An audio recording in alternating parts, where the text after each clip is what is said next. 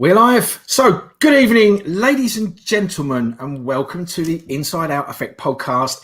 Again, on this lovely sunny Sunday evening, which I probably think is like really the first day of summer, John. I think it's actually warm outside. First day of summer? Yeah, it's not cold. And so, welcome and thank you for joining us once again to the Inside Out Effect podcast. I am your host, as usual, Stephen Jakes from healingthemind.co.uk, and also the co-founder of the Inside Out Effect with this young man here, Mr. Jonathan Shaw. Good evening, Jonathan. Evening. Great. I like young man. You like young man's you very are young polite. man. And by the way, Jonathan is young. He's 44 years young today. I'm 44 years young today. Yes, I am. Happy birthday, Jonathan. Thank you very much. And it's great to have you here on your birthday. I feel privileged. You're privileged. You should be privileged having me here on my birthday. You think, I think so too. I'm amazed I'm here. Yeah, exactly. We had a great evening last night. We did. That's what I had a very late night, and not that I don't drink, but it was a late night. I'm tired, and yeah. So it was a great evening. We went. We thank young Julie for putting us up, and we all dressed up. Yes, thank you, Julie. We had a little dress up, didn't we? I had my hat on, yeah, and tried to look like an American. You look you look like an American cowboy. You look like, I don't know what you look like. You reckoned it was it was a Teddy's boy, so it was a Teddy boy's jacket I had on, and some glasses. And yes, that was good fun, and it was a good laugh. I enjoyed that. Yes, yeah. So happy birthday, mate. Yeah, and Steve brought me a lovely picture that he framed on a canvas. Yeah. To hang up, so I'm going to hang that in my office. Yeah. I've just redone up, so I can do videos from there and things, and Facebook Lives, and when I do my training videos as well. So in the back, you'll be in the back of my training videos for DTO. Yes. That the image of you will be there. Great. Yeah. You like that? I like that. Very good. Yes. Yeah. Yeah. So I thought you liked that. I did. It's very nice. It fits perfectly in the space just behind the door. Is it? On the wall. It just fits perfectly right there. It's perfect. Excellent. Yeah. So good. Well, I'm glad you like that. And so it was a really great evening. And so again, happy birthday, John. 44 today. Thank you very much. Little puppy, really, isn't he, deep down? So anyway, so this is episode 44. Little puppy. Oh, little puppy. Is it the hair? Is it the hair and the beard? Is that what it is? Is that what gives it away? Little puppy. Okay. So anyway, this is episode 44, which is 6 away from 50. And today we will be discussing the topic of communication and why it's so important. And we did mention it in the back end of the last podcast, why communication is so important. And I don't think people really grasp how important communication is. No. But we will be covering a language, which is obviously verbal, non-verbal, the language we have internally and externally, like how we perceive, how we communicate with the external world, with people, with ourselves. Obviously, there's body language, and there's also the energetic communications. We have energetic communication as well, how we communicate energetically with the energy around us. And also there's visual, and there's also communication with sound. So how we perceive information, how we process that, and it's all communication. And realistically, all of those elements of communication really basically build up our experience of life, theoretically. Yes. I mean, that's how our whole life really is around communication. Yeah. So, which I wasn't too great about last week. Kept messing up. As I say, yeah, communication was very off last week. It's always a bit better this week. Yeah, well, hopefully it is. And that was your verbal communication. That was my verbal communication. Yeah. Yes, just to be clear. Yes. So anyway, so what we will be doing, we will be covering our usual stuff on here, which is what happened on this day, on the 9th of May. Right. Obviously, you being born. I was born on the 9th of May. Yes, that's the most important one. That's the most important one. That is the most important one. I haven't put that in the list, but I was going to say, that should be top of your list. That should be right there. What do you want about? Yeah. Jonathan was born, and that's the most important. That's the only one you need to do. Just that one. Yeah. Just today, because that's the only thing that matters. Just leave it there. Yeah. You can't compete with that. Oh, I could. But you could. Yeah, no, I don't think you can. I don't think you're going to match anything. We'll find out in a little while when I bring them up, won't we? Okay. See how down the list you really are. Yeah. So, anyway, yes, we'll also be covering the stupidest thing you've heard this week. Yes. Which is your little spot. So if anyone has heard something stupid, then please post it. Please let us know. Post it in the comments. I'd love to hear the stupid thing you've heard. The thing I've heard is stupid and very, very funny. So I'll enlighten you all that later on. Great, excellent. And obviously we'll be doing a few famous birthdays, and that's not including the man to my right. Great. So before we start, I would like to introduce my co-host, the creator of the DTO system, the co-founder of the Inside Out Effect with myself, the author of the book, Decoding Pain, the Emotional Blueprint to Healing Chronic Pain, as well as the DTO Handbook. I'm a busy boy now. Mm, I have the been super Edwin busy. Hubble and the Galileo Galilei of mental, emotional, physical pain. I have the awesome, amazing, the lovely, the cuddly, the huge, the wonderful, the spectacular Jonathan Shaw. Hello, John. Steve, How you doing, I mate? like How the have huge you bit been? in there. You like That the was good. The huge? huge bit that really stood out to The me. huge Jonathan Shaw. Yeah, I've been really well. Guess what? What? I bet you've been super busy. I have been super busy, and in fact, the lovely Julie got me a notepad for my birthday with "I'm super busy" written on it, which I thought was hysterical. Yeah, it was funny. No, I have been super busy. Yeah. Couple of things I want to mention this week. I've had a couple of clients that I want to mention. In the case that a few things come up quite a lot with clients that I want to talk about. And I've been busy creating courses for DTO. I've actually got that sort of organised now in my head, how to structure that properly and create courses so people can do it easily. And you hear it here first. I'm also working on a DTO for kids, how to actually teach it to kids. And so kids can use it easily and parents can use it on kids easily. So that will be coming out shortly soon as well. So stay tuned for that. Awesome. That's really, really great. And I think, that's going to be really beneficial to kids because, what happens, as we well know, is that when we react to anything in our environment, we store that information and that basically causes all our problems. So if we can eliminate it at source or when things happen fresh, as they get older in life, all the things that happen to them in their environment won't affect them later on in life. Yeah. And if we learn as human beings a simple tool to take control of our thoughts and emotions, from an early age, we wouldn't have half the problems we have as adults. It just wouldn't exist because we'd have a tool we use instantly, it would go, and it just wouldn't build on us. So if we can teach it to kids before it even becomes a problem, then it's a great tool to have as you get older. And it's the one thing that adults don't have. They don't have a tool to cope with their emotions and their thoughts. We're not taught it, and that's all you need is something really simple. So been looking for a way to explain it to kids in a simple way. Because the DTO process works great on kids. I've had several people use it on their kids, and it works fantastic. Well, I did last week, 2 weeks, fortnight ago. I had a 10-year-old, which had eczema. And I worked switching off all of her responses to that. And she knew what a feeling, what guilting was, what shame was, what an alone feeling was. She was just brilliant. And then I also did it with a 14-year-old girl suffering from anxiety. I had no problems at all. I've even worked on younger children. So a friend of mine, my client, brought their son to me because they had an issue at school, and I was able to switch it off really, really quickly. It was great. It was like, wow, that's just gone away. And so we tend to think that kids just aren't smart or stupid, but they're probably more in touch with their feelings than we are because we just block them out, push them away, act from our ego, and pretend that nothing affects us, which is complete nonsense, as we well know. But kids, if kids can do that, like you said, that will stop them having problems later in life. So I think that's a really great move. It's a really great move. No, it's good. And it was just a way to teach it so kids could understand it was the real stumbling block, to make it really simple to teach the fight and flight. And we've come up with a very, very cool way of doing that. So there will be a course specifically designed to teach parents to show kids how to do it on their kids to help them heal different things. And one of my clients used it on her daughter for stomach problems and getting to sleep at night, and it works every time she does it on her. And her daughter was Go on, spit it out, man. I can't spit it out. You got wired last week. Give me a chance. Just give me a chance. This week's about communication, ladies and gentlemen, and Jonathan's going to tell you all about it in the best way possible, aren't you? I fuddled my words. You fuddled your words. No, it's the daughter was reluctant to do the technique because she's been taught, grown up in a medical environment, or must do that, and just focus on the symptom. Must focus on the cause. And when she actually allowed her mum to do it on her, she went, "Oh my God, Mum, it really works." So she's actually been doing it a lot more lately, which has been absolutely great. And letting her mum do it on her. And it's great that the mum can do it on her. Doesn't necessarily need a therapist to resolve the issue or anything like that. So I'm looking forward to releasing that and a different way of teaching. And it also make it easier to teach it to adults as well. I think the way of teaching it will actually resonate with adults as well. So they reckon most newspapers are written for a language age of 7. Oh, do they? Yeah. Oh, I didn't know that. Okay, that must be why I don't read especially newspapers. The Sun. especially the Yeah, sun. it's written two for a second. I thought the sun was just for pictures. So, I thought the sun was about pictures rather than well, I don't know written what it is. information. I think it's just bullshit anyway. All of it is. If you read the newspapers, you're screwed anyway. I've never read a newspaper in my life. Yeah. My dad used to try and It's all convince me. nonsense He used anyway. to try and say, "You must read the news. You must know what the news is happening." I was like, "Why must I know?" It's not news. What It's one benefit- person's belief system they're Yeah, trying to I get know. you to believe. Yeah, I know, It's, better, but yeah. yeah, no, it's fine.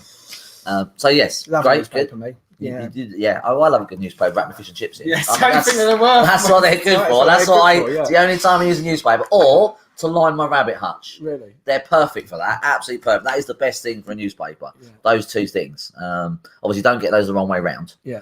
Um, No, you don't go eat the wrong way rabbit around at all. poo out of. No, exactly. That's That's nice. No, and You know?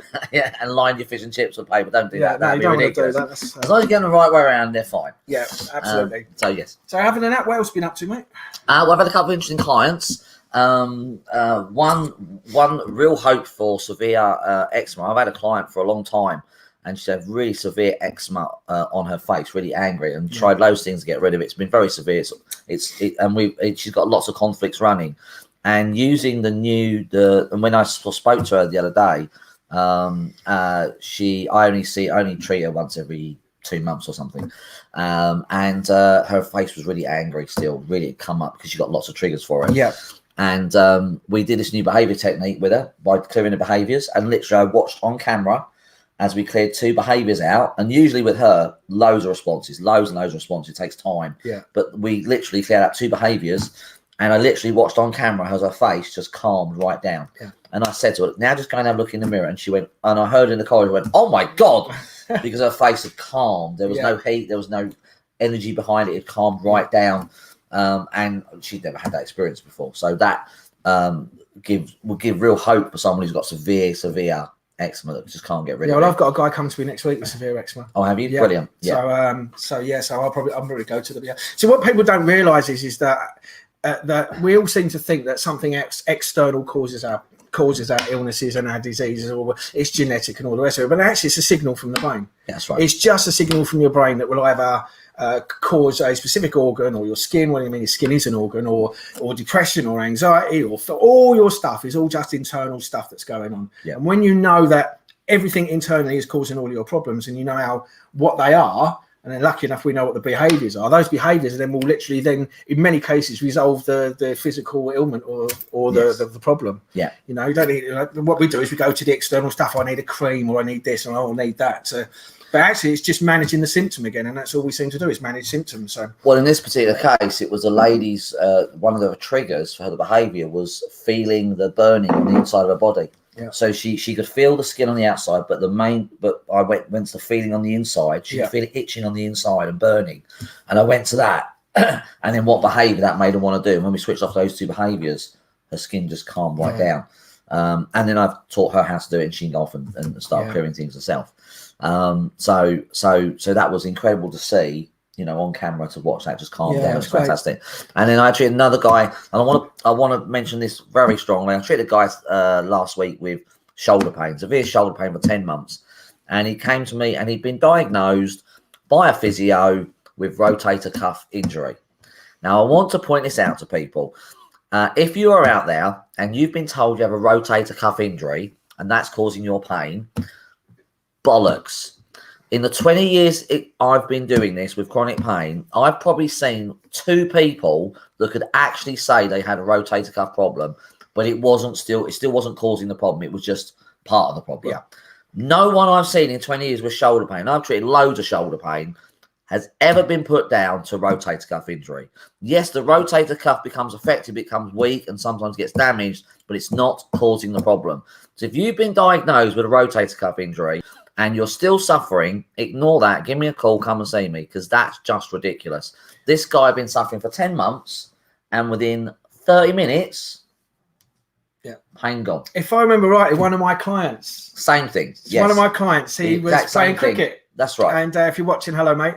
But he was struggling for ages and ages, and he'd been coming to me for about. I see him every fortnight, and we've been going through loads of his stuff and getting rid of all of his past problems and stuffs and issues and all the beliefs and what have you. And he came to me, and he'd been gone to a physio, and he was told a rotator cuff, and basically it was just getting worse and worse and worse and worse and worse to the point he could hardly move his arm. Yeah. But he's doing all the exercises that the physio had told him to do. Yeah. And I said, he said, oh, I'm really struggling. I said, I know a man who can help you with that. And literally, I got him to see you the following Sunday, and I think within 2 sessions, it was just trapped tissue under. He just trapped tissue in his shoulder socket, which is the and the problem is that if you're told it's a rotator cuff, and then you do the exercises that are for rotator cuff, but it's not rotator cuff, you just make it worse. That's all you're doing. You're being given exercises, especially in the 2 cases just mentioned, as is Stephen's client and my client the other day. It was trapped tissue in the shoulder joint. So trying to do rotator cuff injuries with that running will just make it worse. Yeah. It was getting worse. I mean, it was really getting to it really badly. It was making it difficult for me to clear his stuff because the pain was getting in the way. I just want to point out, you've got some happy birthdays here. So Rebecca. Oh, yes. So good old Rebecca. Hello, Rebecca. Shame you weren't with us last night. I know, we missed you. He did. No, I missed you as well. Give him a kick when you see him. When you're better, you can give him a good kick. So Rebecca wishes happy birthday. Linda, who's was a lady that came and saw me just before we started today. All right, for the first time, yes, and blew her away with all of the stuff in the brain and cleared something big for her. So she's now. I wonder what a mess in the lounge was. I thought all that fire and debris that was still around. She's lovely. She's actually really lovely. Hello, Linda. So Linda, she experienced her first clearing today with me. Excellent. And it blew her away. But she's wished you happy birthday. Thank you, Linda. And also Mike, my friend Michael. Yeah. Mike. Happy born day, John. So thank you. I'm sure he'll appreciate that. Appreciate that. Mike. Yes, I do. And, thank you very much. And so anyone else that's watching, please add your comments to John if you want to wish him happy birthday, and I'll read them out. Yeah, brilliant. Thank you. I'd love to hear that. I've had a lot of nice comments on Facebook, not from which I will respond to tomorrow at some point. Not from you. What? No, you did. You posted pictures up. You posted nice pictures up. Yeah. Don't be cheeky. We do your job. I can't not be cheeky. You can't not be cheeky. You have that cheeky. DNA, it's actually in your grin as well. You actually have a cheeky grin. It's just right there. As soon as you grin, you can tell you're cheeky. Yes. I don't have a cheeky grin. No. I have a cheeky something else. It's not a grin. Suit you. Oh, suit you. Cheeky something else. Sir.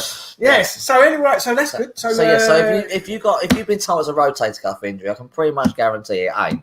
And if you're doing rotator cuff injuries and it's not getting any better, or it's getting worse, please don't stop doing it because you're going to make yourself worse. That's the first port of call the physios always go to. Oh, it's rotator cuff. For fuck's sake. Stop guessing, look at the person and find out what's going on. Because seriously, I see so many people who suffered in pain this guy's been in pain for 10 months. Couldn't sleep, couldn't do anything. And now I've got to rehabilitate him. I've got to rehabilitate his shoulder because it was not diagnosed correctly in the first place. So that's going to take the longest. The pain has gone from a 10 to a 2 in one session. But the 2 that's left is rehabilitating his shoulder because it's weakened and hasn't got the strength to use to. So he's got to rehabilitate him and make sure that his shoulder is stable because the shoulder's become unstable because the muscles are imbalanced. Yeah. But so the rehabilitation is going to take longer than the actual getting rid of the pain. Yeah. And that's only because he's had it for a long time. That's only because it's been left because he wasn't diagnosed correctly and didn't have the right treatment. That we're seeing more and more of all the time, especially when it comes to mental health and depression, anxiety, and stuff, and people being told they've got to live with it, manage it, hold on to it, can't be changed. And in actual fact, then people come to us, and within sometimes earlier on one session, I got rid of a massive trauma traumatic experience for somebody, and it's gone. They've no longer got it. Yeah, she might have been walking around with that for 20 years, 25 years. Yeah, and all of a sudden, within 1 hour, it's all gone, and then that's like that whole experience didn't happen, and now she's and it's removed all the blocks. Like she said, it's like I had a big block in my life, and now that's gone. Yeah. So we get told so much rubbish, and we're told bad information and stuff on YouTube, and people that don't really know what they're actually talking about, giving bad advice, and that's keeping people stuck, trapped, or with belief systems that don't work for them. I had another client this week as well that called me up in severe pain with her stomach, lower down her stomach, where she was struggling to go to the toilet as well. And mum kept saying, go to the doctor. She had a panic attack as well. And she went to the doctor, and the doctor was next to useless, didn't solve the problem. So she was going to call me anyway, but she did what her mum wanted, and called me up, and I switched off the trigger over the phone. And then I saw her in my clinic the other day, and pain completely gone. I just finished switching off a little bit of the trigger that was left, but the pain had completely gone. Panic attack had gone. Yeah. She's absolutely fine. Yeah. And if she hadn't known me, she'd have suffered in pain for a hell of a lot longer, because doctors were just treating symptoms, not cause. Yeah. And so, you know, she was fortunate that she'd been to me before. It was only her mum who kept saying, "You must go to the doctor." And it's like, and that became a bit of a boundary issue for her, because she couldn't tell her mum that what I do works, or what she has done works.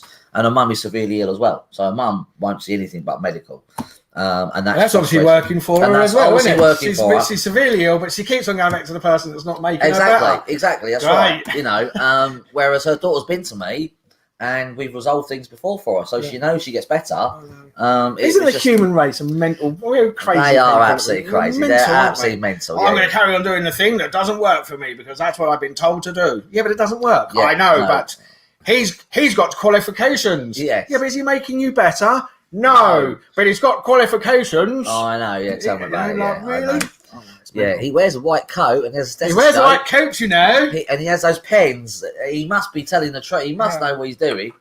No, sorry, but no. If you are in pain with any shoulder injury and you've been told it's rotator cuff, ignore it. Yeah, I will do. Yeah, good. I mean, there will be a percentage of people that might, but even rotator cuff can still be fixed very easily, but not with silly exercises like this. So if you've been told to do this with a band, stop doing it immediately, because it's probably not working for you. If you're doing that with a band, you've probably got a tambourine. That's right. Yeah. Or a really unusual triangle. Or a drum. A drum. Yeah. No, but they do. They get you to have a band. One of those rubber bands. They get you to do this to try and work the rotator cuff, the inner and outward motion of the rotator. And I've never known it ever work. So, if you're a tambourine player, the chances are you might have a damaged rotator cuff injury, and you need to go and see. Yes, exactly. Not go and see John. Go and see those physios. Don't get me wrong. If what you're doing is working, you're getting better. Fine. Then, but if it's not, then chances are it's not rotator cuff, and that's what I see all the time. People come to me, they've been told it's for something, and it doesn't matter if it's rotator. It can be anything. People get diagnosed with anything when they come to see me. They get told it's something, and the diagnosis is wrong, so they then get the wrong treatment. Yeah, and then that just makes you worse. And you know, I have to sort of undo what they've been told and then fix the problem. Which is what we're going to talk about next week, isn't it? On our next podcast, about being an expert in your symptoms. That's exactly what we're going to be talking about. You're an expert. I've had back problems for 20 years, and I'm an expert in it. That's exactly what we're talking about. So we are going to be doing that in the next podcast. Are you an expert in your symptoms? Yeah. Do you think you know everything about bad backs just because you've got a bad back for 15 years? Yeah. You don't know anything about bad backs. You just know about what it feels like. Yeah, that's right. Yeah, it's a big conflict, especially with autoimmune problems. They really think they understand their disease because they have their disease. Yeah. And we'll go into that next week. So. Yeah, which I think is tied in quite nicely. Yeah. So for me, so we're going to say, what about me? Yeah, what about you? What about me? How have you been? Have you been super busy? How about me? I have been super busy. But in a different way, really. Yeah, different way. Yeah, in a different way. So what sort of sideways way? I've been busy. I have been busy. Yeah, okay. But I've been busy in a different type of way. Oh. I've had, you have lots of clients, and then all of a sudden they come to, you've solved all their problems, and they sort of drop away. Yeah. And then all of a sudden I go through this period of having nobody sort of, and then I have all these new people come in. So in that, I always I have this little dip that comes in where I'm really busy, got loads of people, and then everyone gets better and disappears, and I'm like, oh. And then I've got this window of opportunity doing nothing, which is quite nice sometimes, just to have a break and maybe have a lie-in or go for a walk or get creative. Because, I mean, last weekend, I made a brand new track, which is a rework of an old track by Dirty South, also called City of Dreams. And I just didn't have a lot of time on my hand. I had a lot of time on my hand, so I made that, which I really love. It's probably one of my best tracks I've done, and I've posted that out. I've got 6 likes. Oh, 6 likes! I know. Wow, it must be that good. You'll be in the charts soon. I'll tell you, you're not far. And I'm thinking that's one of the best tracks I've ever made. No, you played it. I like that track that you played. I know, and it was really good. 6 likes. 6 likes. Yeah, you're just. I don't know. You're ahead of your time. I don't know what it is. I don't know what it is. Maybe people are getting pissed off with just posting all this stuff out because it's like it's when you've passed over, you know, eventually one day when you're in your hundreds, or even thousands maybe. But when you've passed over, people will recognise your talent. You won't make any money from it at that point, but they will recognise. I don't really do the music for money money anyway. No, you do it for love of it, don't I do you? it to put it out there so people can enjoy it, and then nobody listens to it, and then I get 6 likes. So, Oh, but anyway, I people thought do. They just don't like it. yeah, maybe that's probably what it is. No, I mean they just don't like it on Facebook. They don't say anything. That's okay. what I mean. Like, Yeah. They don't say they don't necessarily like or share or love it, but they are listening to it. It really inspires me to make more music.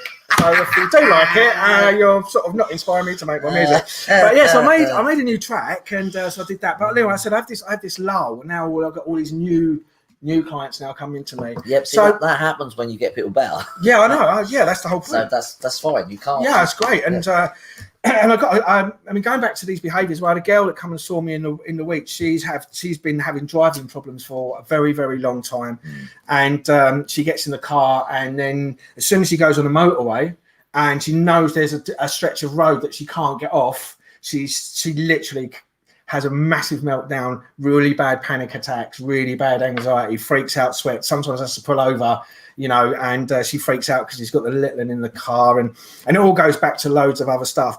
And I've been working on that quite a lot for a period of time, and I get rid of it, but it comes back, and I get rid of it, and it comes back, and it gets rid of it. So anyway, I went to the behaviours. Yeah. So I went through the 17 behaviours, the list of behaviours that we know that holds specific emotional responses and anxiety and all this stuff in place. And now I went to her and asked her, which of these behaviours do you do? And there was like 10 out of the 17. So I've actually now been working on them, and it's making a dramatic improvement on that. Yeah. So just getting rid of those behaviours with her, reducing the level of anxiety and the fear of going on a road. And because it's, she needs to be able to drive, but she has to go all through the back road. She can't go on the dual carriageway because it freaks her out and she gets worried. So I'm just switching off all the behaviours associated to that, making quite good progress with that. Good. And so I've been doing that.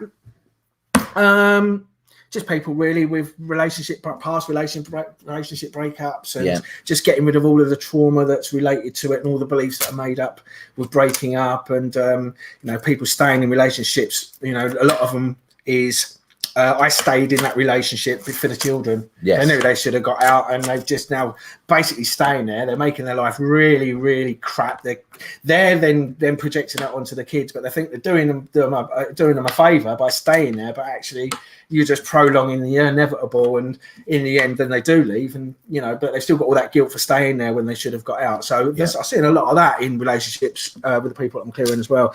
But the main thing that I sort of really been focusing on this week, where I've got this window, where I've had this window of peace and tranquility, where I've actually not been working. You had a with window clients. of peace and tranquility. I have. Was that an expensive window? It Where was. did you have that put? In your bathroom? Where was that? Well, So you just open it, like the birds are singing, the sunshine, and it's like a Mary Poppins sort of thing. it is It's a very Mary Poppins you go, thing.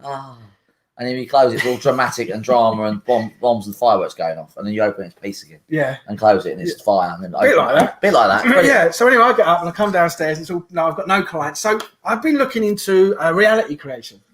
Okay. Yes. So- You mentioned this to me. Yes. So I don't know if you realise, but what we need to understand is that everything that happens in our life we create. Okay, the people that we have in our life, the relationships that we have, the events that we have, we are actually subconsciously creating them.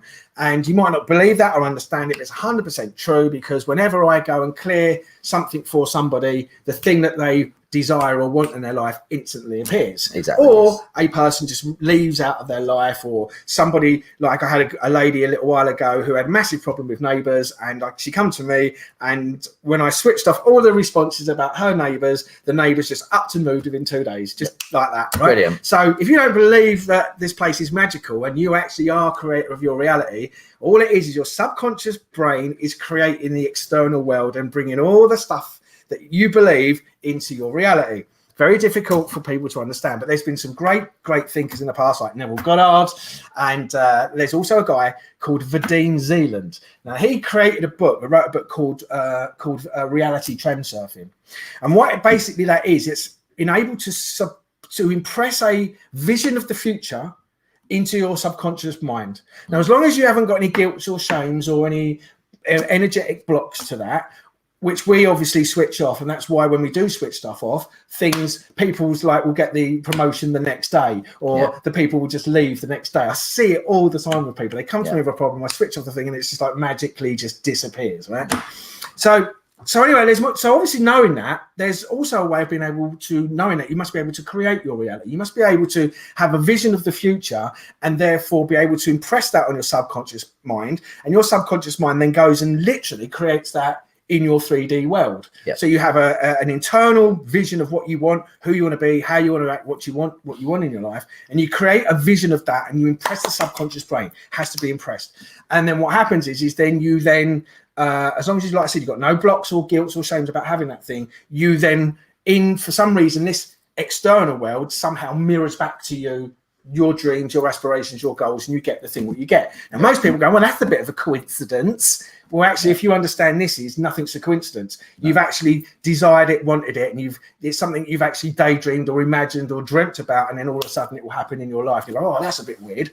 And when you start understanding that how magical this place is, and actually you can control your reality, and you can literally create your life by design, you just need to know the tools of how you need to do that. So anyway, there's a guy called Vadim Zeland, and he's a Russian guy, and he wrote a book called Reality Transurfing. And what he does is he breaks down, like, there's 20 chapters.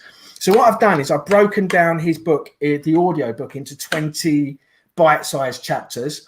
And what I'm going to be doing is I'm going to put the first one up on Facebook so people can listen to it. It's about pendulums, because pendulums are the most important thing in our life. End of story in many ways, because as soon as we react to something, we push it one way, and then there has to be an opposite effect. So like a pendulum, if you're putting your energy into a belief, then the opposite will also now appear. Yeah. Or if you've got a positive belief, that's because there's also a negative belief. So when we invest energy into people, situations, circumstances, or events, we're pushing energy into a pendulum, and we're now pushing it in a certain way, which takes us away from our natural state. And we can only create our reality when we're in a natural state, not when we're pushing an energy on a pendulum.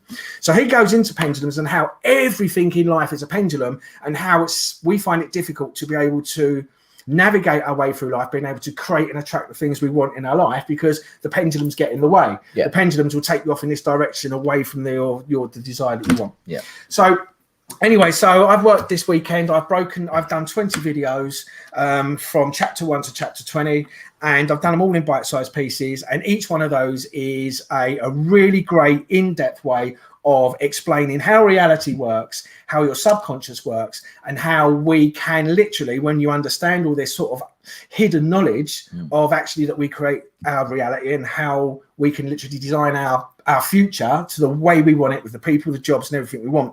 Once you understand that, you can start doing it. But he gives a really great breakdown chapter by chapter of all how that works. So how the mirror world works, how pendulums work. So I'm going to post up pendulums, which is the second chapter, so people to understand about pendulums. Because if you can understand about pendulums, you really do start getting control of your life, and you can start identifying why your life's been shit and why it hasn't worked up to now, because you've created all of it. Everything in your life right now, you look around, that is a creation of your subconscious brain. That's it. Whether you like it or not, that's fact. And so when I know you must have manifested. Oh no, exactly. So that's how it works. So anyway, I'm gonna put the first one out. It's on pendulums. I'm gonna post that, and then what I'm going to do is I've started a Healing the Mind YouTube channel, which I've started uploading the chapters now. I'm up to about 11 chapters. So I've made the videos.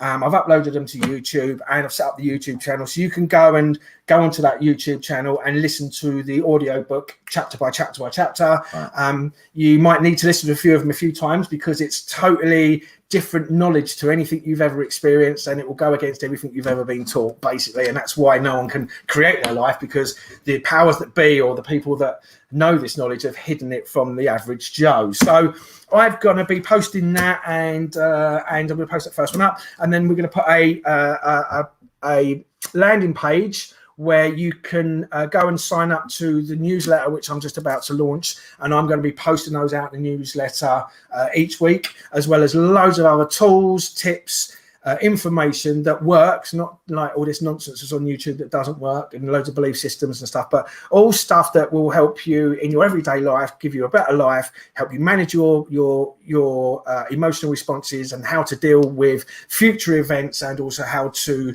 come up with solutions on how to deal with your past stuff. So we're going to do that as a newsletter, but I'm going to be posting out these videos on that newsletter once that page has been done. So I've been doing that as well, and I'm going to tell you now, I've been doing this for a while now, and I'm starting to literally think of things that I want to appear in my life, and within 3 days, generally within 3 to 4 days, the things that I've tried to create. So what do I want in my life? For example, like I've written a few things down. I said, I got, this is really bad. So I wrote down, I visualized, a friend buys me lunch, right? Yeah. And then within 3 days, one of my clients turned up and said, "Oh, I've got something for you." And she gave me a piece of paper, and she was taking me out to lunch at the seafood place in Mersey. Oh, wow. So I said that's what I wanted, and within 3 days, she randomly come and said, "Oh, yeah, I bought you a free lunch." Oh, so nice. when you know that you can actually start commanding this place to give you the things that you want, you just need the tools and to clear all the stuff to do it, then you can start creating life. So it does work. I'm doing it all the time. It's basically like law of attraction, but this is in a bit more detail. It gives you the mechanics and the science of what's really going on and how to change inside in order to get the things you want. So hope I haven't waffled on too much about that, because it's quite an in-depth topic, but I'll be posting that soon. And hopefully if you're interested, just keep an eye on the Pendulums post which I'll put on Facebook, and I'll give you a link to sign up to the newsletter so you can get all the other 19 chapters if you're interested in that. So cool, brilliant. Sounds really good. Yeah. Excellent, very good. Great. So I've done that bit. Done that bit. Working away to the sheets. So anyway, you did have a flourish. I did. There's a real flourish. Yes, like that's absolutely. Very good. Not my Debbie McGee's and Paul Daniels. That's well, your other half just said, "Did you coordinate your wardrobe tonight?" Well, we did. We should have called each other really before we spoke. Yeah. We don't. The difference is, Emmeline, is my shirt's ironed. And now they couldn't tell that on the camera. They couldn't tell whether it was ironed or not. You just ruined the illusion. I have this. You really didn't need to reveal that secret. You know, like a packet of crisps. A packet of crisps. Yeah. I did offer to iron it for him before we came on. He's like, "No, I'm all right." Actually, what I think you said was, "Do you want me to iron it?" Oh, actually, you've only got 15 minutes. Don't worry about it. I did offer to iron it. Yeah. Well, yeah. I mean, but you said you didn't want to show up on camera. I know. I like a little bit of creasing. I like a little bit. I don't want to be too perfect. No, I don't want to be too perfect. I want to be. But isn't it nice seeing her in a shirt, ladies and gentlemen? Oh my word! I think it's. Well, we've seen, like, you know. I'm starting to rub off on you. I like to miss. Maybe I'll rub off on you. Maybe you'll turn up in a Marvel t-shirt at some point. No, it's highly unlikely. Yeah. I like the casual look. I like to be a little bit more chilled, laid back. I'm sure. When I was a magician, I used to dress up all the time.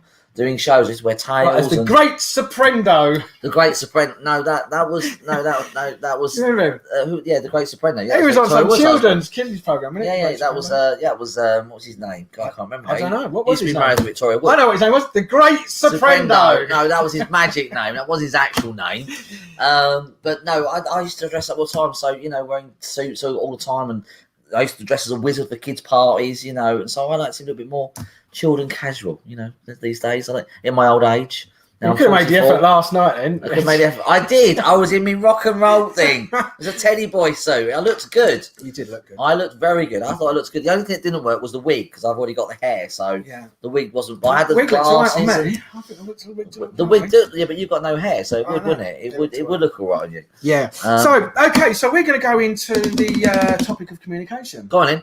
So I don't know if you want, because I've been speaking quite a bit here, but so communication obviously is a key thing, right? And it basically builds up our whole experience of life. Yes. So how we speak to people, the language we use internally, how we think, and the language we use, and we can use that in a negative way or in a destructive way.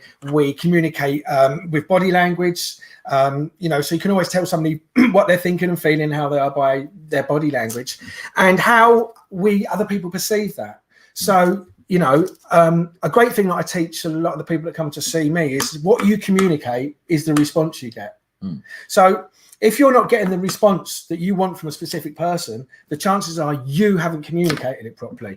And unfortunately, what we do is we blame the other person for not understanding. And what we don't do is clarify that person actually understands what it is we're actually saying. Yes. But there's lots of elements to communication, because, like I said earlier on about the whole reality creation, is that if you've got internal emotional stuff, you're not really connecting or creating energetically. So let's go into that. So the first thing is obviously how we communicate how we communicate in ourselves, and that can be in a negative way or in a positive way, and that could be generally based on your beliefs about yourself.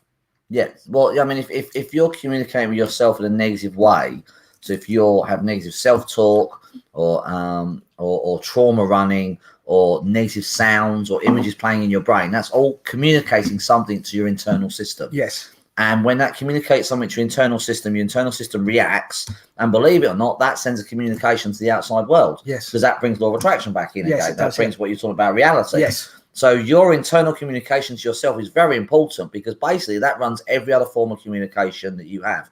So if your internal dialogue is off, then every other form of communication that exists, which external communication, verbal, non-verbal, body language, energetic, they're all off because your internal one is off. Yes. By changing your internal communication with yourself, everything else will then fall into place. Yeah. It's something that we're not taught. We're not taught how important communication is with ourselves and with other people. The thing that most people don't understand is that, and I think I don't know exact statistic, but 90% of communication is body language. It's not what you say. It's 7% is what you say. 7% is what you say. Yeah. So it doesn't matter. It's your language, your energy you put into something, your passion, and your body language. If you look confident when you say something, it will come across as confident. Absolutely, yeah. If I was talking, in a very sort of slow tone like this, and I sat very still, I wouldn't be very passionate. I'd come across as quite boring and like John Major. You sound like a presenter on Classic FM. Exactly, yeah. Well, it's a radio. Likewise, you can get someone who talks really up highlights and really talks really, like really, you can't really, and you can't understand what they're going. So there has to be a balance in your communication. If you're talking passionately, the way you use your hands, the way you gesture, the way you talk to people. There's a great Seinfeld sketch, and everyone remember watch Seinfeld, where they have what he calls a low talker, and that's somebody who talks Whispers. And I actually know someone, like my mum has a friend who does this. Really? And you just can't understand her at all. And every time I see her... Do you remember Mr. British? Mr.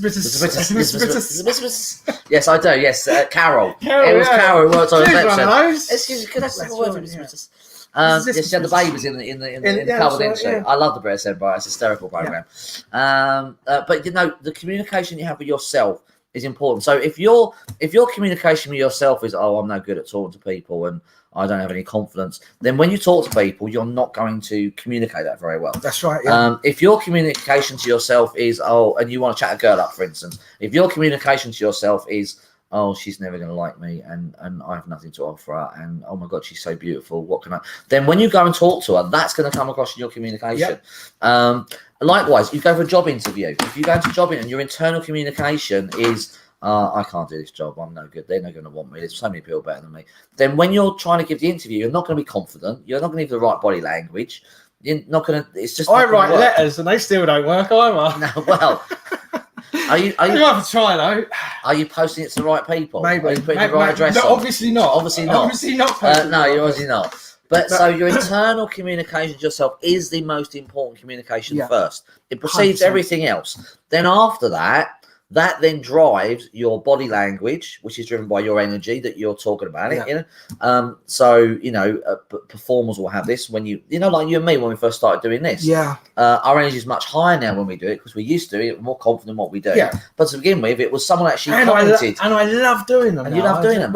I was so worried about people listening to the information and getting the information right that weren't doing it for fun. I was doing it out of professionalism. Now I love doing them. I just you did it out of professionalism originally. Yeah, originally did you? Yeah. That never showed. I never actually got that. I was still early doors though. Really. Was it early doors? Yeah, okay, right, fair enough. But now I do it because I love doing them. And, and I don't really care what people think if they're watching or anything. And someone actually commented to you that they listened to one of our old ones and they weren't anywhere as good.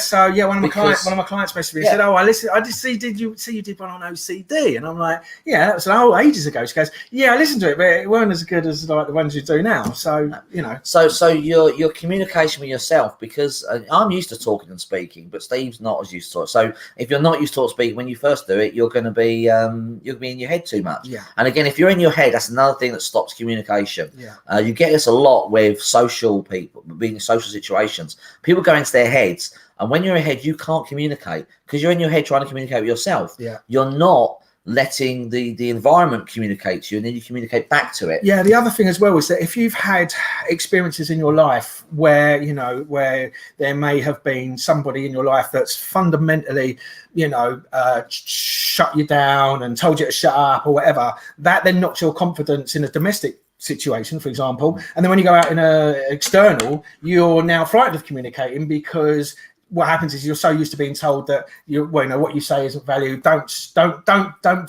say what you want to say. And That's then right. what ends up happening is you then stop yourself from interacting or saying what you want or saying what you believe through fear of the other person reacting the same way as your partner might or whatever. So that's an internal conversation, communication, where you want to communicate, but you're communicating to yourself not to communicate. So, and that's why communication is so important. And then that when you don't communicate something that's bothering you or upsetting you, then that suppresses you again. You're now having an internal dialogue with yourself because you're frustrated with not being able to express it.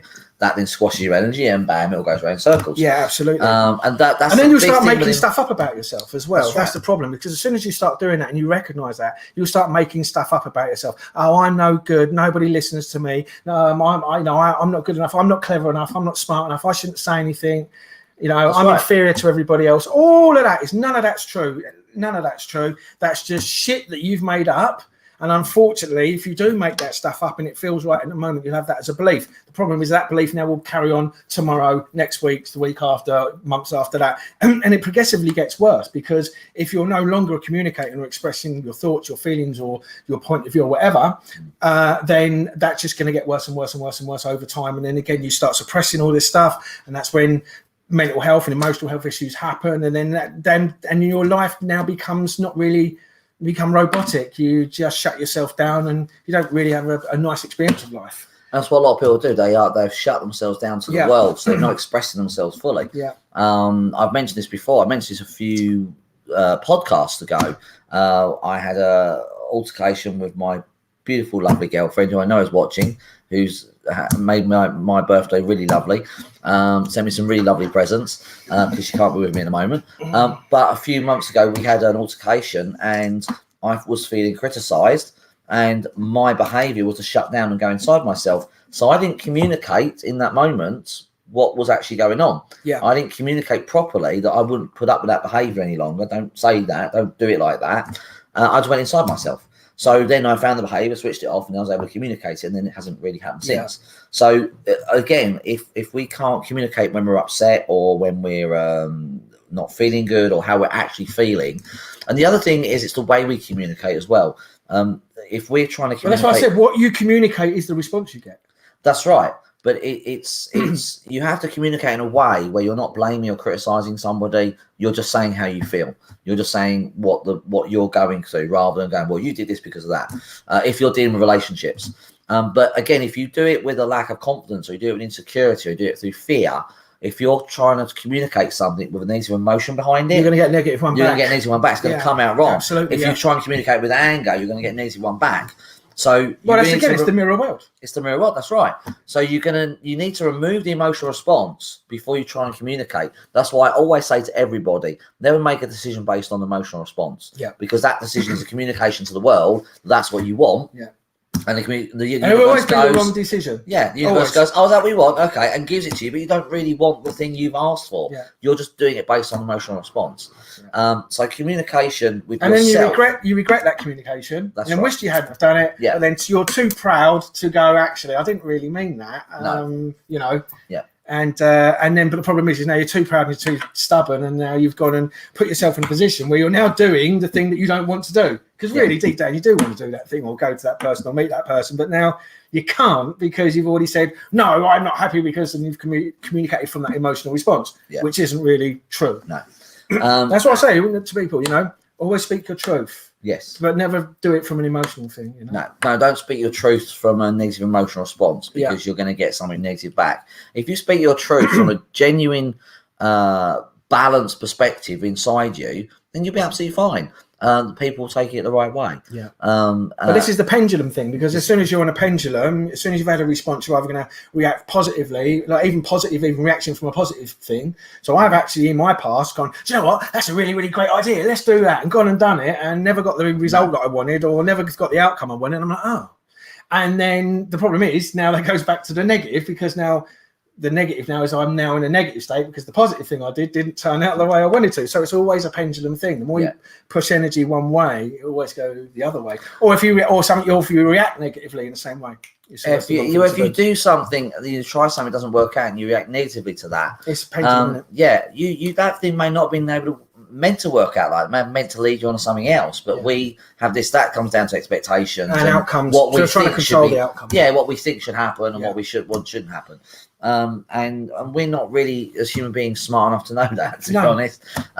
We're just here for a ride. We're not here really to work out what's supposed to happen. Game of life, yes. I never really played Game of Life. I think it's Florence Schiffel. I think she wrote a book in 1923 called The Game of Life. Oh, did she? Really great book. Yeah, it's a really great book. And is it Florence Schniffenham? I can't remember the name. Go and Google it. It's on there. That's going to really help them. Go on YouTube. Now type in The Game of Life by Florence Schiffel, I think it is. But it's a book in 1923 and it's really, really great. And it tells you like how to play the game of life. And these people back in the early 20s really had it mastered. They knew, yeah. You know, Neville Goddard, Florence Schiffel, Joseph Murphy, another great reality creator, and how the subconscious brain works and all the rest of it. Interesting stuff. A lot of people nowadays were quite screwed on that, you know, going back into the 1920s and before that, they knew, before we were taught all this nonsense we've been taught now, they knew how to control their world and reality. Yeah. And we've just been brainwashed out. The thing is that you didn't have TV back then, so everybody's experience of life was actually a real experience of life. Yeah. So they went out and did things and learned things, and actually it wasn't information. No. The problem is we live in an information age where we get filled up with all this information and believe it's true. Yeah. We haven't experienced it. We haven't gone out and done anything. We haven't gone out and lived it. But because it's on the TV screen, it must be bloody true. And because somebody's wrote it in a paper, it must be bloody true. I haven't experienced it. I don't know if it's true or not, but because it's there, it must be. And so you then start taking in all these false beliefs and false worldviews and false opinions about other people. That's right. And these people now go, hang on a minute, we've got them here. Let's just write any old shit down. Let's tell them this is happening over there and they'll believe it. Yeah, that's the problem. So back in the day, back in the early 20s, around about the 20s, and these people were actually doing things and actually experiencing it and then writing about their experiences. Yeah. So Florence Schiffel, I think it was. But there's anyway loads of great stuff, and they were the great minds of the time. There's a great Frasier episode if anyone's a Frasier fan. There's a great Frasier episode if anyone knows the character Frasier. I was more of a Muhammad Ali fan myself. Well, okay. I didn't mean. Was it Joseph Frazier? What's the boxer's name? Joe Fraser. Joe Fraser. I didn't mean Joe Fraser. I mean the TV sitcom Frasier. The character's very stiff and snooty and likes opera and posh restaurants, whereas the dad is very grounded, ex-police officer. Yeah. And they go to a log cabin in the woods. And the dad wants to go fishing, and the son, Fraser, bear in mind he's 40, he's a psychiatrist, he's sitting in a log cabin reading a book about nature. Yeah. And the dad's trying to say, why don't you go and experience nature? Exactly, that's the whole point. It was a great scene to really illustrate that the son was trying to understand nature from a book when nature was right there next to him, and he wouldn't go and experience everybody's doing it. Yeah. And when I've said this about, this current problem, when you go outside, nothing that they're telling you, I'm not experiencing it, seeing it, I'm not experiencing it, I'm not knowing it. But for some reason, because it's on a screen, which I can't validate, I can't go there and find out and experience it, but I've got to believe it because it's on the screen. It's not in my everyday experience of life. I'm not experiencing it. No. And that's when I started turning the TV off, because I started to realise and learn that everything I was being told wasn't my experience of life. My experience of life is my everyday experience, what I actually physically experience, what I actually see, observe, learn, do, trial and error, learn things, make mistakes, fail. That's real. That's life. Your experience of that's life. Yes. Not what somebody else tells you, what somebody else's belief system is, what else their version of reality that they want to project onto you because it conforms to their agenda. Because the problem with that is, you show me someone who believes one thing about this, I'll show you someone whose reality is different about that same thing. Yeah.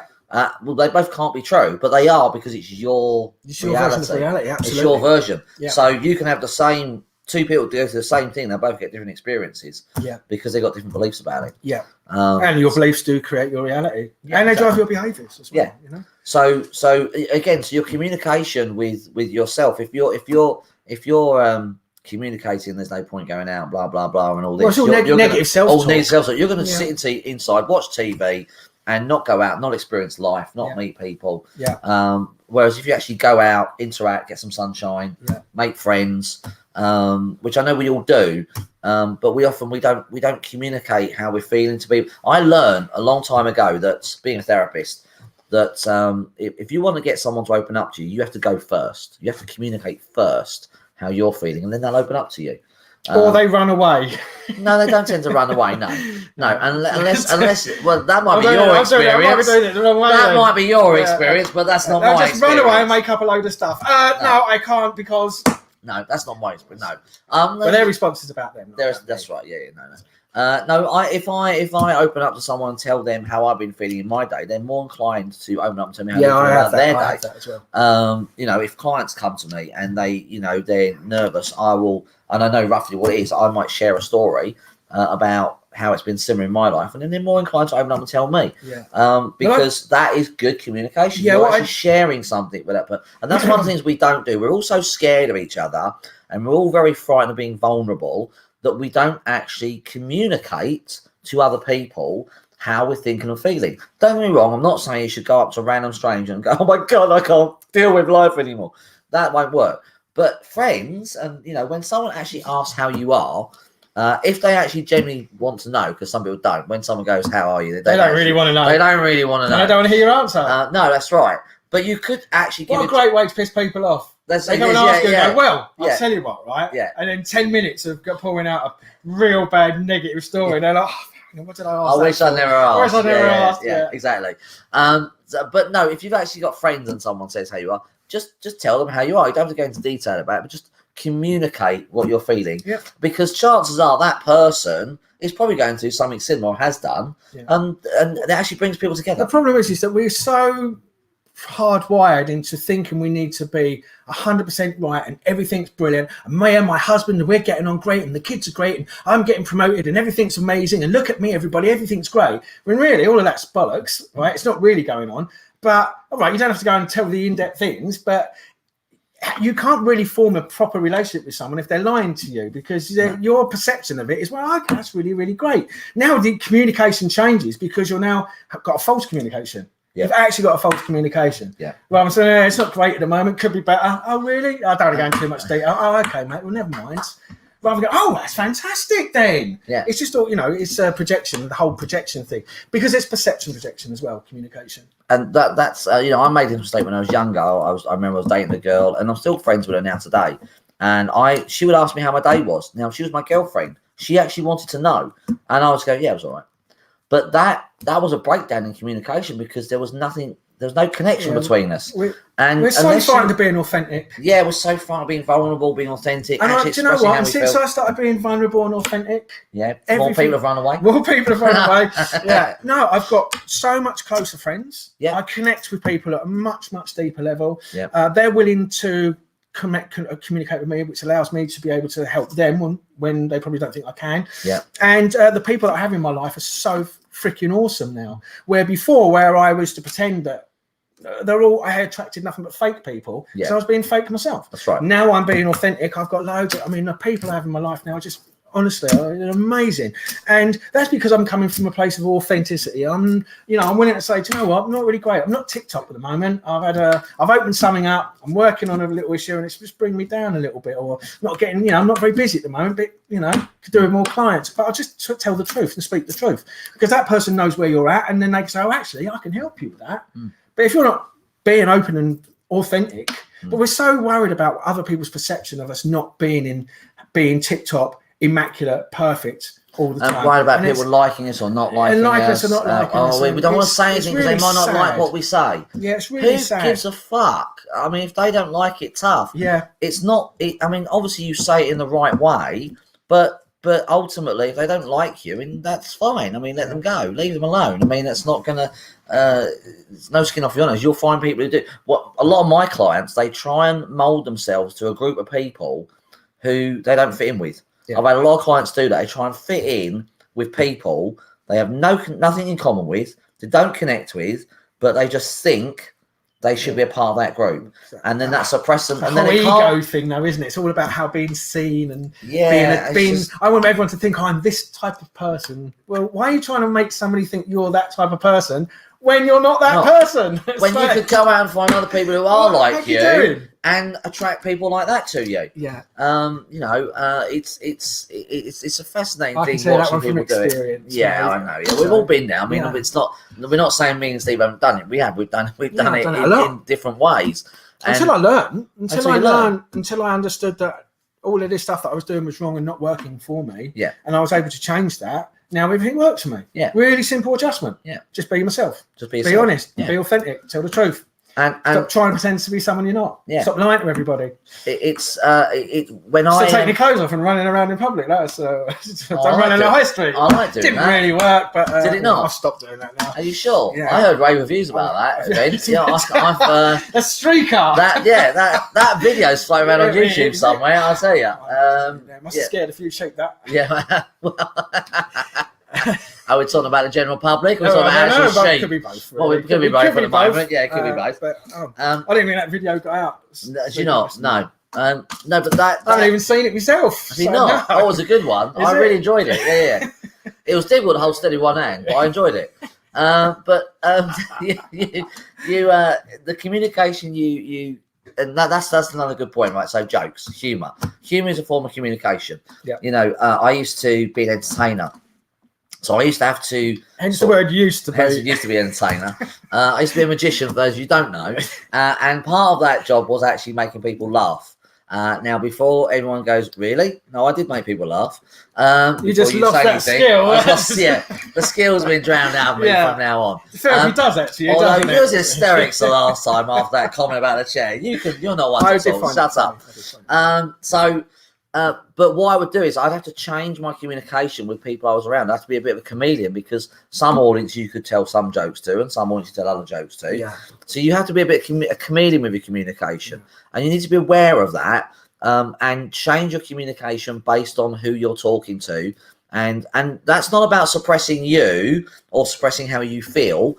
That's about recognizing who you can communicate with in certain ways and who you can't. So those Debbie Does Dallas jokes didn't go down They at the didn't go 7-year-old party. No, so- they didn't. No. I can see what you mean. No. Well, they went down with the dads, Yeah, just not the exactly. kids. So now, a joke like that will offend some people. We don't really care. No, but being offended is a response about you. It is, yeah. If you're offended by something, then you've made it that's personal your about issue. you've made it personal about you. Yeah. And we all get offended by certain things, but we are just making it about us. Yeah.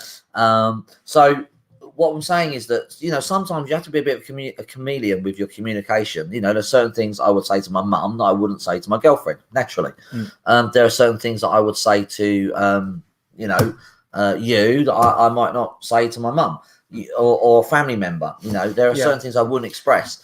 But that's not about suppressing. That's just learning what you can and can't say to Yeah, someone. that's also about having boundaries. Though, That's about having boundaries, yeah. Because we know someone who has no boundaries and just tells everyone everything Yeah, we know and it. has no boundaries with anybody. Yeah. And Which- that's not necessarily good. No, it wasn't. I mean, we've been out to a few restaurants, and then to come out, and I'm like, "Oh my god, what you doing?" It's just so embarrassing. Yeah. So you have to be. I mean, there's being authentic, but there's also being authentic. Yeah. And there's an element of being authentic and knowing where you can't. What authenticity is, you know, is the right place and the right time. I get that. You can't be 100% authentic all the time, but you know, like I said, there's the right place and the right time, and there's boundaries, like you said, like with your mum and me. for Yeah, example. exactly. Yeah. So, but I want to finish on a positive communication thing because I want you to watch people's communication. So, people's communication are very, very funny. Yeah. Now, I know, communication. I see it all the time. I Yeah. see it all the time. I just watch people and see how they act and their body language, and you know how they just run away and get nervous and do this stuff. And They do all this stuff. Yeah. And people reveal how they're actually feeling by their own body language. Yeah. And they reveal their own conflicts. So I'll give you a really quick example of this. It was very funny. It better be. Eh? It better be. Fun. It may be funny. You just told him it was is. funny to me. It wasn't hysterically funny. Don't get excited, folks. I mean, but no, I had a client come to me a few years back now, and he had tennis elbow. And he'd been to everybody about tennis elbow. He'd been to this really amazing spiritual healer, couldn't fix it. And so I got him to talk about different conflicts. I said, well, you know, who do you want to elbow out your life? And he had about 4 conflicts that he was talking about. One was government and money, one was work, one was a girlfriend, and one was something else. And as he talked about them, the first 3 conflicts, his arm was perfect. He was his right arm. His arm was perfect, still did nothing. And as he talked about his girlfriend, he went, oh, I'm going to talk about my girlfriend. And he literally moved his arm right across his body. And so I went, Yeah. I didn't point it out, so I went, oh, that's it. In my head, I'm like, that's interesting. So I got to talk about the other things again. And again, arm still. I said, so now go back to your girlfriend. He went, oh, my girlfriend. He did it again. And I'm like, really? So when you're having conversations with people, look at the way they're moving. You know, even if it's just like tapping their foot. Yeah. Pay attention to everything, because if they're becoming animated, I mean, I'm becoming animated now because I'm passionate. I'm talking about what I'm talking about. Different. So there has to be context to it. But if someone's, I was with another client. She was in the garden, and she's an old client, and she's lovely. Healed low things, but she was saying to me that she had this problem, but she'd resolved the problem. Now, everybody says that, right? But this is even funnier. Oh, I've dealt with it, moved on now. Yeah. It's all gone. I've moved on from that. But this was funny because she sat back in the chair, and every conversation we had, she was chilled and relaxed. Yeah. And as soon as she came onto this about having resolved the issue, so I've got this problem and I completely resolved it, and she moved forwards and got really animated. And then she sat back and calmed again. I was like, well, you've not really resolved that, have you? I did point it out to her. This is the person I could. And I said, well, you clearly haven't, because you got really animated and you shifted your energy forwards. So when you're watching people, you're talking to people, pay attention to what they're communicating through their body, because if you can spot it in others, you'll start spotting it in yourself. Yeah. And it is sort of very funny to watch. It's true. There was I was a little few months back, and I was speaking to this girl, and I said, and she was chatting to me, asking me a few questions, and I said, oh, I'm just helping people. And then I said, what about you? Yeah. Because I know this person doesn't want to go there, and then she basically said something, and then as she was saying, oh well, I'm all right, and then just left me out of the conversation and just literally run away from it, because that was like running away from the fact that there's issues there that need to be resolved. I don't want to go there, and instead of saying no, actually I'm all right, it was like and then just sort of got out of the conversation. She just moved and ran away from it. I'm like, well, okay, you obviously want to run away from your problems, and that's generally what happens. So when you ask a specific question about a specific thing, if they sort of don't like it and they'll run away, it's because they want to run away from it. They don't actually really want to face it. And I see that with quite a few people. Or when I have clients that come here, now they start getting uncomfortable about stuff like that. Asking the questions about, but I've dealt with that and moved on. Yeah. Of course you have, yeah. Of course you have, yeah. You like to, but the problem is you're not aware of it. When you're doing it yourself, you're not aware of your own movements. But if you start spotting other people, you can become aware of them in yourself, and you can learn to recognize that and recognize the behavior, and then you can start changing it. Yeah, because they are clues to what's going on with your internal dialogue, which is your internal dialogue, as you said, is the most important thing. And these body movements give us a clue to what's going on in our internal world. Absolutely, yeah. And it can be something as simple as a little movement or a little shoulder nudge or, a twitch. Is that why I've been doing that all night? That's why we've been doing that all night. That's right, yeah. Sorry, talking about John. Yeah, exactly, yeah. That's more one to punch me, isn't it? That's more right. I'm trying to give you the elbow. Yeah. But no, that's a very fun thing to watch in people. Yeah. And you can watch it in anyone you're having a conversation with, especially parents or friends or colleagues. We all do it, and it's just completely unconscious. Yeah, it is. Okay, well, so should we finish on communication there and go on to the what happened on this day? Go on then. Or do you want to carry on talking about communication? No, I think we've covered everything. The other thing I would say is that if you are one thing that we do communicate with, and I learned this when I was doing EFT. So EFT, emotional, is tapping. So when I was doing tapping with people, we actually communicate through our eyes more than anything. So the one thing I learned with tapping, we are very expressive through our eyes, and our eyes give us away every single time, whether we're lying, whether we're nervous, whether we're frightened. So even if our body's really still, our eyes continuously give us away. And that is a big, if you're trying to communicate with someone or you're not sure if what they're saying is correct, then look at their eyes and see where their eyes are going. Yeah. Because we're very expressive to our eyes. And again, if your internal dialogue doesn't match what you're saying, you're going to reveal that through your eyes or your body language. Time, yeah. So, and a lot of people do that all the time. Their internal dialogue their internal dialogue. Dialect.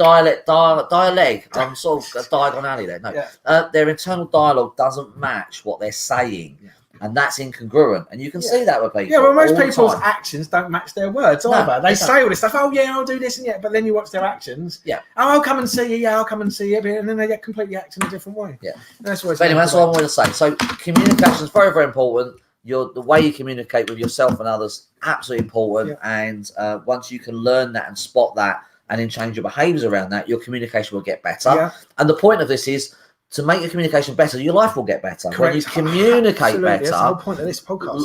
all the areas of life will get better. But I will say different areas are different types of communication. Yeah, so just because you resolve communication with your boss does not mean you resolve communication with your partner. Yeah. They are completely different. And they all run different beliefs. The thing is, this is such a massive topic that to cover it all in 30 minutes is we've just it's a little tried to bit bullet too point big. it. We may break down different areas of communication, Different areas of communication, especially relationships or special relationships. Special. What did I say? Special relationships. I thought I said I can't remember, but intimate relationships, especially relationships, or talking with your boss, or expressing, how you feel. Or even how, like another one is how you communicate with yourself and self-talk. Yeah.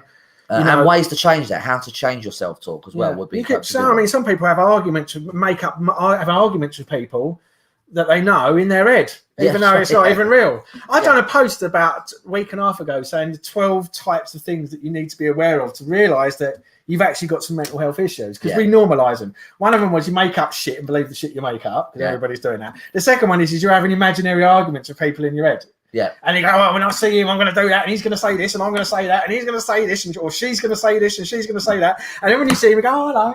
Yeah. Right? Exactly. All right, how are you? Yeah. And you're having all these arguments in your head. Yeah, that's right. And never. So, I mean, they were just two of the things. There was 11 that I posted, negative self-talk, just all the stuff that we know. But I did 11 behaviours that you really need to, if you're doing those things, reasons and excuses, having imaginary arguments with people in your head. They're all serious mental health issues that you've got that you really should be getting resolved. Come on, see us to switch off what's causing that. But most of us normalise all that stuff. And the other problem is knowing that you're doing maybe 1 to 6 of those things and you're not doing anything to change it. Go, oh yeah, I do them. I do that and I do that one. Yeah. Oh my God, I do that one as well. Hey, look, what about you? What about you, Karen? Do you do that one as well? Do you know what I mean? And then people make a laugh and joke about the fact that they've got to these really bad issues. Well, it's all right. It's okay. People think it's normal. People do think it's normal. They really do believe it's a normal way to behave. I know. Because that's the way society does. Society does it all the time. Yeah. Society. The way we communicate through social media, it's another form of crap communication. Yeah. It's not a form of communication anymore. It was started out that way as a way to communicate and share information. This is what I do. Yeah. And it's become a dreadful way to communicate. It doesn't help you communicate. It's become a victim book for most people. Yeah, I've had a really bad day. Can you all like me and send me love? I'm like, really? You need to go and switch off the thing that's causing you to want to even post that in the first place. Yeah. If you're posting that, seriously, stop it. Yeah, I see so much of it. Or posting how wonderful your life is. So if you are out there posting right now how wonderful your life is, you're not living life. You're posting about it. Yeah, that's not the same thing. Can you not see that? Or projecting it is, because actually it's not. But you want everybody to think it is, but it's not. Yeah. If you're constantly posting all the wonderful things you're doing, chances are you're not doing those wonderful things. Oh, there's me, Dave. Oh, we're really happy. And then when you're off the picture, they're like, I fucking hate you, care. You know what I mean? Yeah. Why are you doing it? Why would you? Why do you want to? Anyway, that's another topic, and that's another thing. No, don't want to beat everyone up too much. No, we've done that. Expose too many people's weaknesses. Still having trouble with the communication, but they're like, I know, yeah. So, don't get me wrong, me and Steve have our own faults and our own flaws, and we still work on those consistently. Yeah. And we're often coming from our own experiences in life, that's how what we've been through. That's how we know.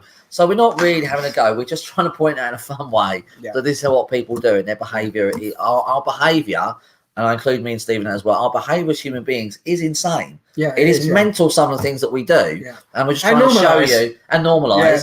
And we're just trying to show you that when we become aware of it, we get rid of it and we feel more peaceful and calm and things heal. And so do all of our clients. And so do all our clients as well, yes. I've done enough video. Videos to do on that reality one, I treated a client the other day and she was really, really stuck and struggling. And she's kept herself alone her whole life. Completely kept herself alone her whole life. Doesn't really get on with family. Doesn't get on with a brother. Nothing. And she finally made a decision to clear it and get better.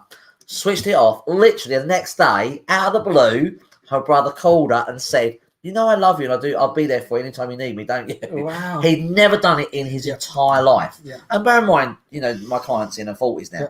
And there's a great example of what your belief is creating your reality. Exactly. As soon as you change it in there, the outside world, the mirror world will reflect it. Exactly. Perfect example. Yeah. People really don't get that. No, it's really a tough don't concept to get your understand. head around, but if you can, I've been studying it for years. years, and I've spent a lot of time learning about how this realm, this place that we live in, and the natural laws, and you've got to go and there's some really great people out there, and if you find the right people, they give you the key to it. So okay, right. So let's move on. Let's go on this day. It was Jonathan's birthday. That's it. Okay, and then next week on the Inside Out Effects, and it's good night from me. It's good night from him. Yes, good night. So on this day, yes. So I'm going to say this. It's really interesting stuff, mate. Actually, go on then. It's really, really interesting. Well, I was born on an interesting day. Yeah, it was. It was. So okay, so shall I start?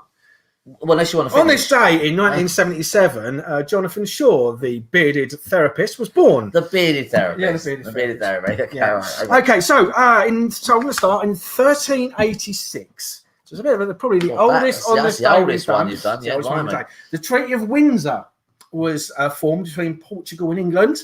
It's the oldest diplomatic treaty or alliance that's still in force today. Oh, what does that mean? Well, it basically means that there's an alliance between the two. So anything to do with war and trade and etc. Because the Portuguese were very big in India as well with the whole the spices trades and stuff. Oh, okay. And obviously England were there at the time, and that's what Goa is for the Portuguese side. But anyway, that's another thing. So the treaty was ratified by it's called the Treaty of Windsor. It's the oldest peace treaty in Europe, and it was finalised. It was actually finalised through the marriage of King John I of Portugal to Philippa of Lancaster. Right. Okay. And it was the guarantee to support mutual understanding between the countries, which has survived centuries of upheaval and the conflict of the Iberian Peninsula and the engagement of both parties in numerous wars. This historic relationship was cemented back in 1386 and is preserved to this very day. Wow. So there you go. So you got us. Interesting. Yeah. So we got this bond with Portugal. Okay, that's cool. There for you. Good. Yeah, so in 1788, the British Parliament accepts the abolition of the slave trade, also known as the Dolbans Act. So on this day, the Parliament decided they abolished slavery. Did they? Are we sure? Yeah. Are we sure they did that? They accepted the abolition of it. Oh, they accepted the abolition of it. I don't think happy really with it, abolished. But they accepted it. Okay, got it. Right. Okay. So that was in 1788. But we might need to remind the government they did that because I don't think they've got it. I think they've reframed the slave trade. I think they have quite in a big way. To like everybody's now a slave. Everyone's a slave. Yeah. And people don't realise that they are. No, they have no idea. No idea that they are. No. Anyway, carry on. Moving on. No, we're free and we're democratic and we vote for our. Yeah. Really? Yeah, totally. Yeah. Of course you do. Yeah. It's just like the American elections and just like all the British elections. And the British elections. They're all totally fair and above board. Oh, doubly-foldable. Yeah.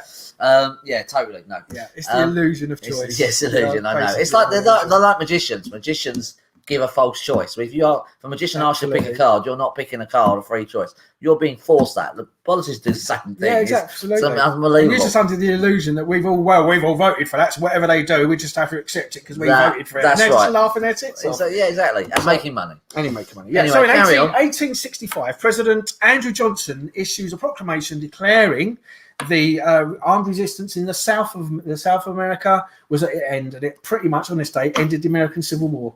On this day. Wow. Okay. Wow. Pretty much. I was born on a special day. You was, yeah. Yeah. Oh, brilliant. Yeah. So the American Civil War theoretically ended on this day. Andrew Johnson. President Andrew Johnson. Yeah. Okay. Okay. Great. Yes. So I found this one quite interesting actually because of the time frame and the of when it happened. But in 1904, on this day. Right, on this day, the steam locomotive City of Truro becomes the first steam engine to exceed 100 miles an hour. 1904. In 1904, it exceeded 100 miles an hour. Really? Yeah. That's impressive. It is impressive. I found that because the Flying Scotsman, which was like 30 odd years later. But so it was a. I'll give you a little bit. It was a GWR 3700 class locomotive. It was built in 1903 for the Great Western Railway in Swindon. It was designed by George Jackson Churchward, and it was partially rebuilt in 1911 and 1915 because obviously the engines were under so much pressure because of the same things would get damaged and they would upgrade it. And it was renumbered 3717 in 1912, although no second timekeeper was present, and therefore the fact that it did go over 100 miles an hour. Has always been disputed. But it was almost exactly 30 years before the Scotsman hit 100 miles an hour. Right. The city of Truro is said to have notched up the speed of 102.3 miles per hour as it steamed past Whitehall Bank in Somerset on its way to London in 1904. Oh, okay. Interesting stuff. Yeah, I thought that came much later. Yeah, you're yawning. I'm yawning. I had a late night, folks. I just Sure, it's not on this day. It's on this day that's doing it. Yeah, on this day. It's just on this day. I'm tired. I'm not really a train spotter, mate, but thanks for the information. That's all right. No, it's not that. No, in 30 years' time, on this day, someone will say, on this day, on the Inside Out effect, Jonathan Shaw yawned at something Stephen Jacques was talking about. Yeah, not for the first time. No. Right, so in 1932. In 1932, Piccadilly Circus was first lit by electricity, like completely the whole thing. Oh wow! Yeah, okay. But the first illuminated sign in Piccadilly Circus was in 1908, and it was erected for the attractions of Perrier and Bovril. Perrier the water and Bovril. They were the first two signs to be lit by electric in 1908. Yeah, those. In 1932, the whole thing was the first time the whole place was lit up in electricity. Oh, okay, all right, cool. Yeah, good, excellent. On this day in 1941, British intelligence at Bletchley Park. You know what Bletchley Park's famous for? I've heard Bletchley Park. I can't remember now. I've heard of it. Yeah. Well, it's where they the Enigma machine.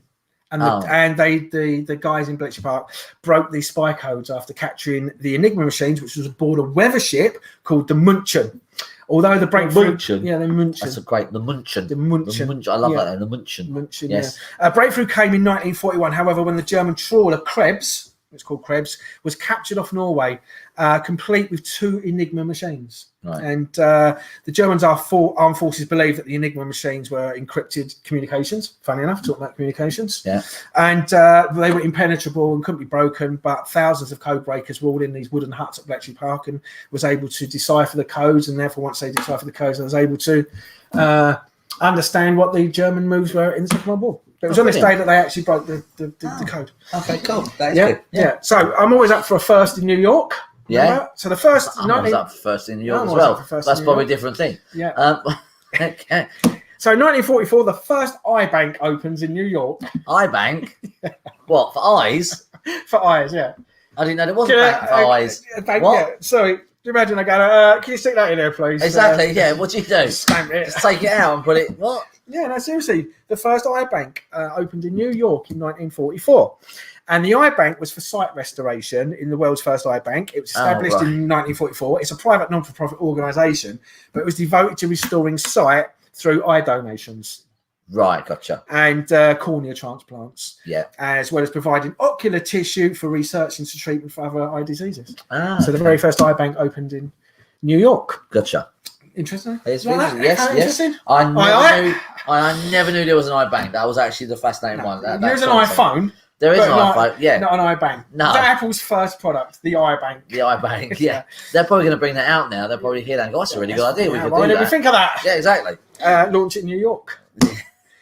Great. So 1958, Vertigo. Remember the film Vertigo? I do. The Alfred Hitchcock noir psychological thriller. Yes. Which was directed by Alfred Hitchcock, starring Jimmy Stewart and Kim Novak. Was released on this day. You're yawning again. I am, I know. Is this really boring you? No, it's fine. Am I boring? Carry on. Is it my communication that's doing it? Why break habit of a lifetime? Well, why not? No, carry on. I'm listening. I'm starting to get to feel like I might sound like a Brummie. You know what I mean? Brummie? Yeah, because they're very boring, aren't they? Very boring. Really boring. So anyway, that was released on this day. That was released on this day. James Stewart, Vertigo, this film. Never saw the movie, but I know of it, obviously. Yeah, that's a great film, and obviously with James Stewart in there, which Wonderful Life is another great movie as well. Yeah. But in 1980, the same day as, how many years was that? 22 years later, Friday the 13th was released. Oh, okay. Which was released in US cinemas on this day. Yeah. And it had Betsy Palmer, Adrian King, Harry Crosby, Laura Bartram, Mark Nelson, Jeannie Taylor and Kevin Bacon. And its plot was to follow a load of teenage camp counsellors who were murdered one by one. Do you remember who the murderer was? Do you remember who it was? Friday the 13th. Was it Mrs. Bates? No, Mother? No, that's Psycho. Oh, that's Psycho. I don't know. I don't It was Jason. It was Jason. Jason Voorhees. Jason, I should know this because my favourite movie is Scream, and they do a whole quiz in Scream, so I should know that. Yeah, great. And you didn't know that? I didn't know that. No, I'm not a horror movie person. I'm not. I like Scream, but I don't like the other ones really. So yeah, great. So in carry on. So in 1960, the US was the first country to legalise birth control pill. Okay. Yeah. Obviously, there's a few people that were born that I'd like to have not seen here, in the nicest way possible. I can think of a couple in Parliament. Yeah. Anyway, carry on. In 1971, Elizabeth Bonner runs the first world record marathon. Okay. 3 hours and 1 minute. And this one I found just amusing, so I chucked it in here. In 1971, Friends of the Earth returned 1,500 non-returnable bottles to Schweppes. Okay. Great. Brilliant. That's sensible, isn't it? Really That's great. really sensible. Yeah, very good. Yeah, don't do it again. Yeah. We're on to you. As it's pummeling out 1,500 bottles a minute. Yeah, exactly. From their factories What worldwide. a waste of time that was. Yeah. I reckon all those people, it took them 7 weeks to collect all those bottles, Yeah, probably. They were like, oh, thanks for that. Give them a clean and then put them in. Put them back out fill again. them back up with tonic. Yeah, exactly. Yeah.